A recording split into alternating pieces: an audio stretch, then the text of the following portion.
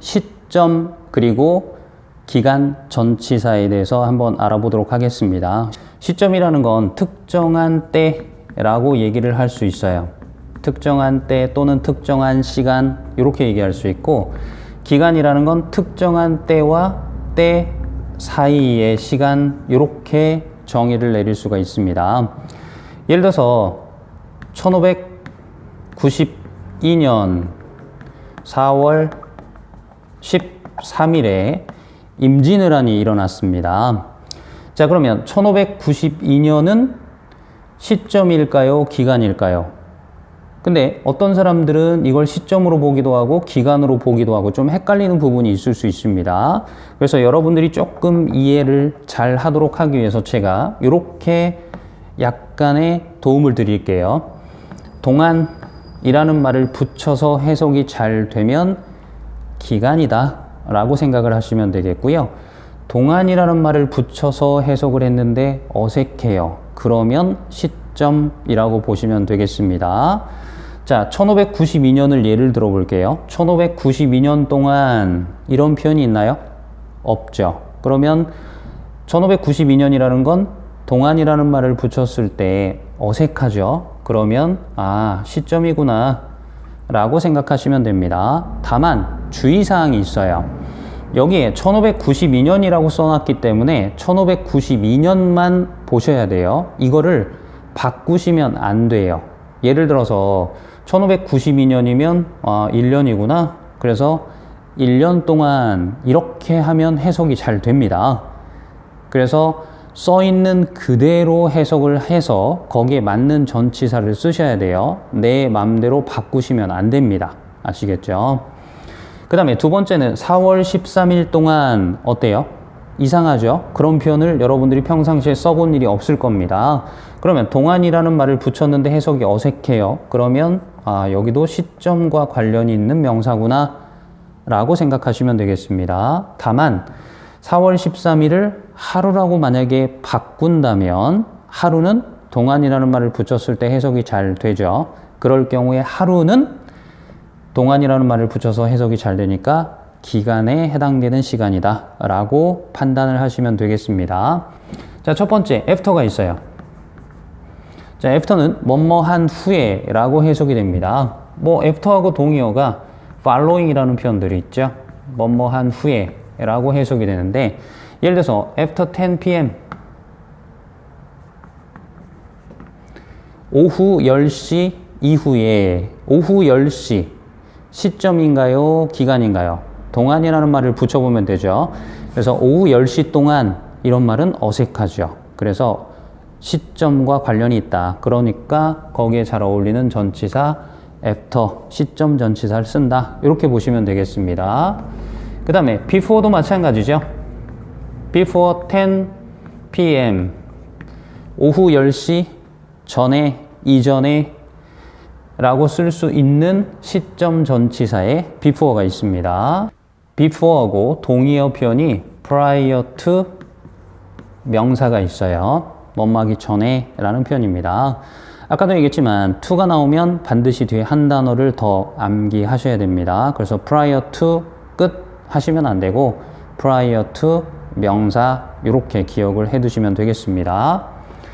자, 그 다음에 시험에서 이제 정말 중요하게 다루는 것 중에 하나가 since라는 전치사예요. 자, since는 전치사로 쓰면 이후로 라고 해석이 되는데, 마치 공식처럼 since 뒤쪽에 뭐가 나오고 since 앞쪽에 뭐가 나오는지 요거를 외워두시면 좀 편하게 사용하실 수가 있습니다. 자, since 뒤쪽에는 과거 시간 명사가 나와요. 과거 시간 명사라는 건 현재를 기준으로 그 이전에 있었던 시간을 나타내는 명사라고 보시면 되는데, 그냥 여기다가 yesterday 써볼까요? 자, 그러면 과거를 나타낸 명사죠. 그러면 어제 이후로 나는 열심히 공부했어요 라고 생각을 해봅시다. 그러면 어제부터 공부해서 현재까지 공부하고 있다는 뜻이 되죠. 나는 어제 이후로 열심히 공부하고 있어요. 이렇게 되니까, 그죠? 자, 그래서 어제 과거부터 현재까지를 나타내는 시제가 현재 완료 시제가 됩니다. 아까도 말씀드렸지만 since는 공식처럼 since 뒤에 과거 시간 명사가 들어가고 since 앞쪽으로는 현재 완료 시제가 들어간다. 요게 중요한 포인트이고 시험에 출제가 잘 되는 부분이니까 기억을 해 두시면 되겠습니다. 자, 그리고 from이라는 전치사가 있어요. 일반적으로 from은 뭐뭐로부터 라고 해석이 돼요. 또는 뭐뭐부터 라고 해석이 되는데 보통 장소하고 관계가 좀 많이 있습니다. 예를 들어서 외국인 친구들과 만났을 때 처음 보는 외국인 친구들한테 여러분들도 똑같이 질문하죠. Where are you from? 어디 출신이니? 어디에서 왔니? 이런 표현을 많이 쓰시죠. 그래서 그때 from은 단독으로 쓰면 일반적으로 시간과는 관계가 없습니다. 그래서 이 from이 시점 전치사로 쓰이려면 뒤에 to라는 전치사를 붙여서 수거로 from A to B, 요거 우리가 많이 알고 있죠. A에서 B로 또는 A에서 B까지 라고 해석이 되는 시점 전치사 from은 to랑 같이 쓴다 라고 기억을 해 두시면 되겠습니다. 예를 들어서 아침부터 from morning, 저녁까지 to evening, 이런 식으로 쓸 수가 있겠죠. 그래서 시간을 나타내는 명사를 앞에 from이라는 표현을 쓰려면 to랑 같이 붙여서 쓰는 게 일반적이다 라고 보시면 되겠습니다.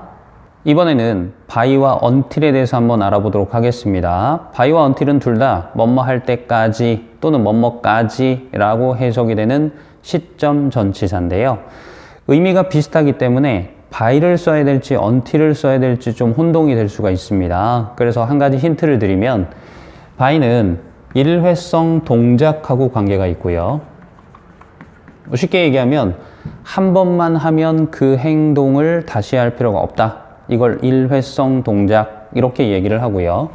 until은 계속적 상태를 나타냅니다. 그러니까 어떤 상태가 쭉 이어진다 라고 보시면 되겠습니다. 예를 몇 가지 들어드릴 테니까 한번 잘 들어보세요. 자, 여러분들이 대학생이에요. 그래서 보고서를 제출해야 되는데 교수님이 이번 달 말까지 보고서를 제출하세요 라고 얘기를 했습니다. 자, 그러면 이번 달 말까지 보고서를 몇 번 제출하면 되나요? 한 번 제출하면 되겠죠.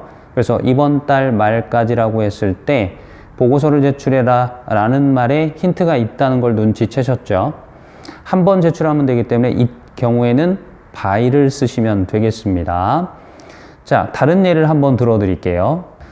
until과 by에 대한 또 다른 예를 한번 들어 드릴게요. 예를 들어서 여러분 친구가 미국에서 공부를 하고 있다고 생각을 해 봅시다. 그래서 그 친구랑 오늘 전화 연락을 했어요. 그래서 물어봅니다. 너 미국에 언제까지 있을 거야? 라고 물어봤어요. 그랬더니 그 친구가 나 내년 말까지 미국에 있을 거야 라고 얘기를 했다고 해봅시다.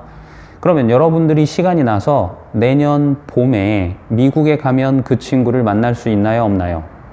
있죠. 내년 말까지 미국에 있겠다고 했으니까 내년 봄에 가면 만날 수 있습니다. 그러면 내년 여름에 가면 만날 수 있나요?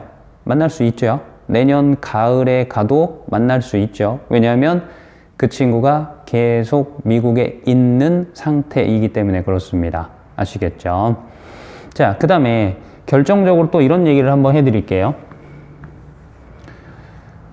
자, 도로공사를 한다고 생각을 해봅시다. 근데 도로공사를 했을 때 이런 표지판이 있을 수 있습니다. 뭐 죄송합니다 써놓고 그리고 난 다음에 이 공사는 올해 말까지, 자, 올해 말까지라고 했으니까 by나 until을 생각하시면 되겠죠. 완공될 예정입니다 라고 얘기를 표지판에 적었다고 해봅시다. 자, 그러면 올해 말까지라고 했을 때 by나 until 중에 뭘 써야 되느냐를 동사가 이미 힌트를 가지고 있어요.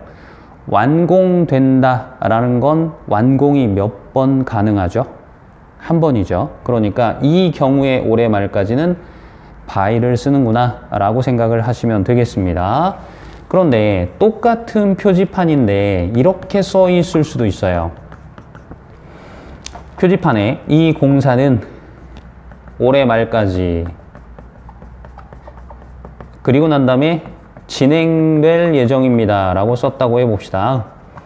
자, 그러면 진행된다는 얘기는 계속 한다는 얘기죠. 그래서 이 경우에 올해 말까지는 계속 하겠다 라는 의미가 되기 때문에 이 경우에는 until을 쓸 수 있겠다 라고 얘기할 수 있습니다. 그래서 똑같은 일을 놓고 어떤 시점으로 바라보느냐 또는 어떤 상태로 바라보느냐에 따라서 by와 until이 구별이 돼요. 다시 한번 얘기하지만 by와 until은 by 뒤에 뭐가 나오느냐 이게 중요한 내용이 아니고 by, until과 어울리는 동사를 뭘 썼느냐를 포인트를 맞춰서 공부를 해주시면 되겠습니다. 자, 그러면 일회성 동작을 나타내는 표현이 뭐가 있을까? 또는 계속적 상태를 나타내는 표현이 뭐가 있을까? 이런 걸 한번 좀 동사를 볼 필요가 있겠죠. 일회성 동작을 나타내는 건 한 번 하면 끝나요. 자, 끝나요의 대표적인 표현이 뭐죠? 끝냈어요. 그죠? 그 다음에 complete은 완성하다, 완공하다 그런 얘기죠. 완성이나 완공도 한 번이면 끝나게 됩니다. 그리고 어떤 서류나 보고서 등을 제출하다, 한 번 제출하면 끝나겠죠. 이런 동사들과 by가 잘 어울린다 라고 기억해 두시면 되겠고요. until은 계속적 상태를 나타냅니다. 그래서 동사가 계속해요 라는 의미를 지니고 있는 표현을 쓰시면 되는데 계속하다의 대표적인 동사가 continue가 있죠. 그 다음에 계속 기다려요, wait도 있고요. 계속 머물러요, stay. 이런 동사들이 바로 계속의 의미를 나타내기 때문에 until과 잘 어울린다 라고 이야기할 수 있겠습니다.